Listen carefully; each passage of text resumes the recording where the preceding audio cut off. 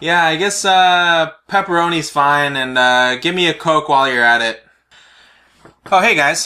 So yeah, I've got my rifle here, and I just kind of wanted to make a video showing like why I have my rifle set up this way.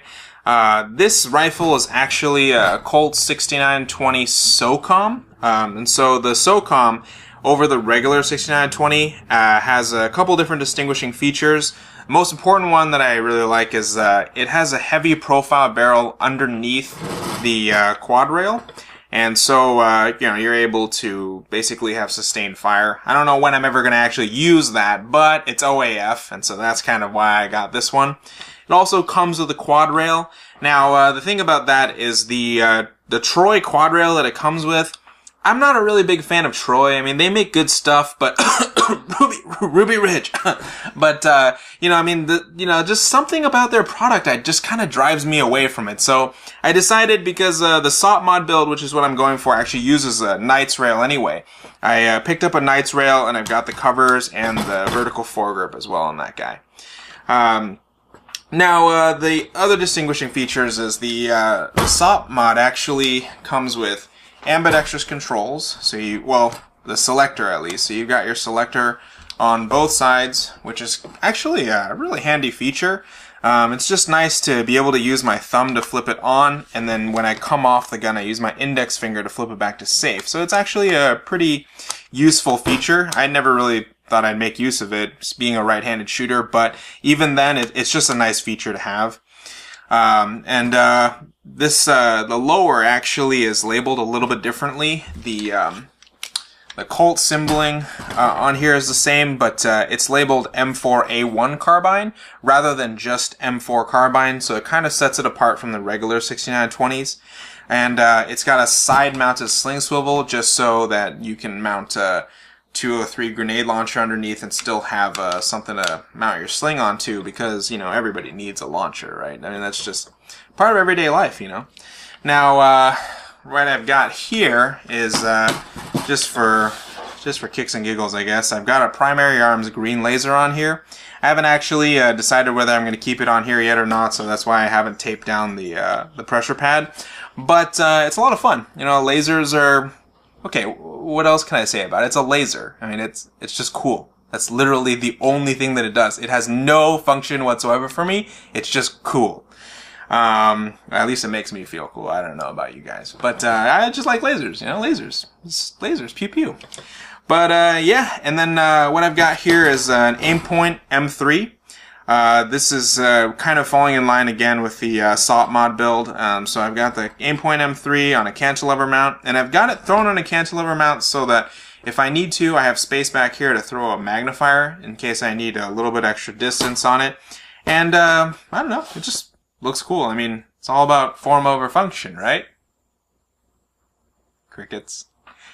Anyway, yeah, so I've also got a Knights rear flip-up sight here, and this one's a super cool version. It's the USMC version, because some Marine totally must have just fallen off his gun right onto eBay, which is where I got it. Yeah, that's where I got it. Yep, eBay. Yep, you can get anything on eBay these days.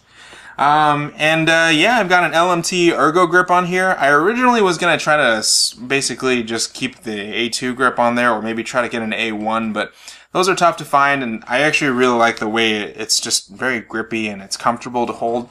So right now I'm rocking the LMT ergo grip, and it's got a nice little compartment down here for batteries or snacks, Kit Kats and stuff, because that's what you need in the field, right? Rations. And yeah, I also stuck a B5 SOP mod stock on here. Now, I would have gone with the LMT, but the LMT is just so expensive and it's hard to get. But everybody knows it's operator.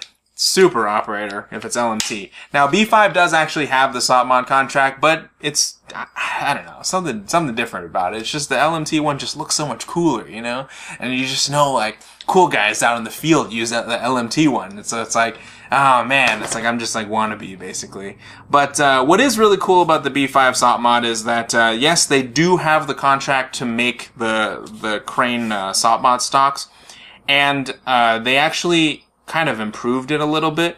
The QD socket actually has these dimples. I don't know if you can see it here, but these dimples work in conjunction with a QD sockets. So when you put a QD in there, and you click it in right here, it actually prevents it from rotating, and so you just don't get your sling like swiveling up and just kind of all tangled up. And because it locks it in place, it's just more secure.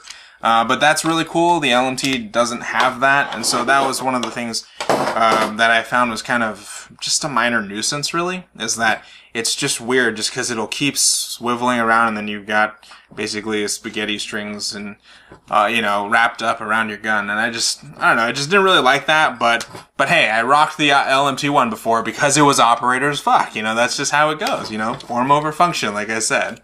But yeah, that's pretty much it. Otherwise, everything else is very straightforward.